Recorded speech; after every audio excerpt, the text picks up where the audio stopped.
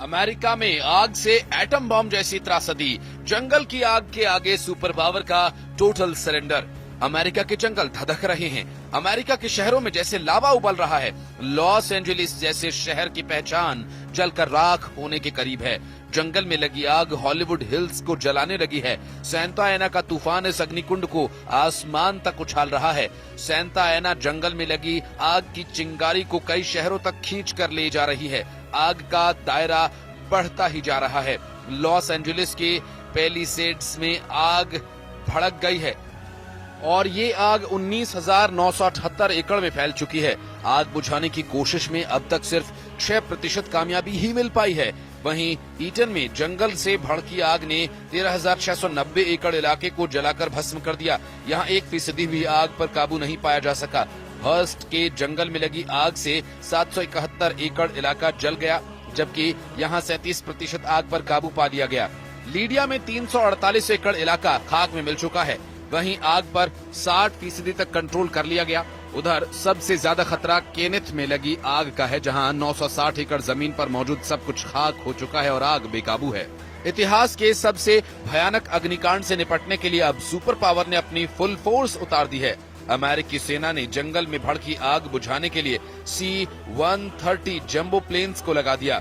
अमेरिकी सेना के हथियारों की सप्लाई करने वाले इस प्लेन की तैनाती नॉर्दर्न कमांड ने की है। नॉर्दर्न कमांड के मुताबिक नेवादा और कोलोराडो से भी मदद ली जा रही है और fire fighting system Silas US air force को इसलिए भी लगाया गया कि इस आग की तबाही को परमाणु तबाही कहा जाने लगा है।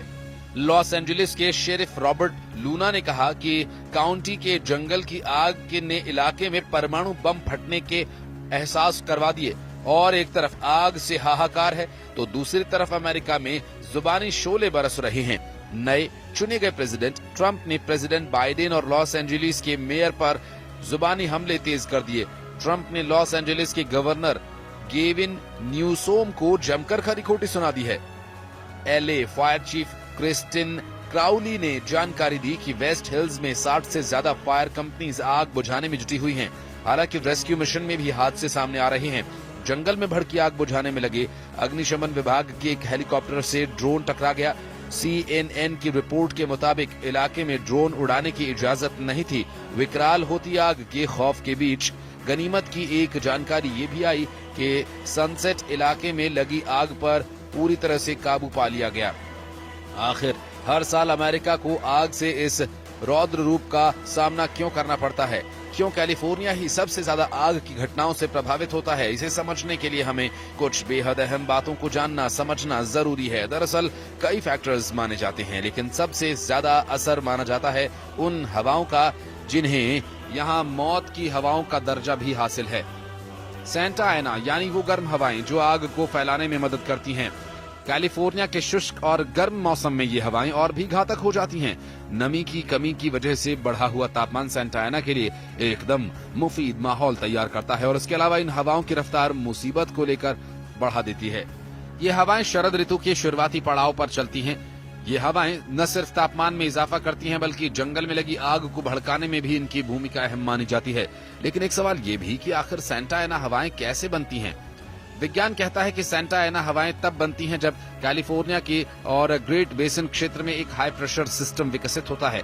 ये प्रेशर सिस्टम ठंडी हवाओं को नीचे की ओर खींचता है, जिसका असर ये होता है कि तापमान में इजाफा होता है। जब ये हवाएं पहाड़ों और घाटियों से गुजरती हैं तो हवा तेजी से नीचे की ओर बहती है, जिस वजह से हवाएं कंप्रेस हो जाती हैं और उनका तापमान बढ़ जाता है और ये शुष्क हो जाती हैं। आग को मदद करने वाली ये हवाएं पूर्व से पश्चिम दिशा में यानी इनलैंड एरियाज से प्रशांत महासागर की तरफ बहती हैं और खास बात ये कि ये हवाएं सामान्य तटीय हवाओं के बहाव के विपरीत दिशा में चलती हैं। यही वजह है कि इन खतरनाक हवाओं को डेविल्स विंड भी कहा जाता है, क्योंकि इन हवाओं की वजह से एक छोटी सी चिंगारी भी भड़क उठती है और वो चिंगारी कैलिफोर्निया के शुष्क मौसम में भारी तबाही की वजह बन जाती है। लेकिन सबसे बड़ा सवाल ये कि आखिर ये आग कब बुझेगी?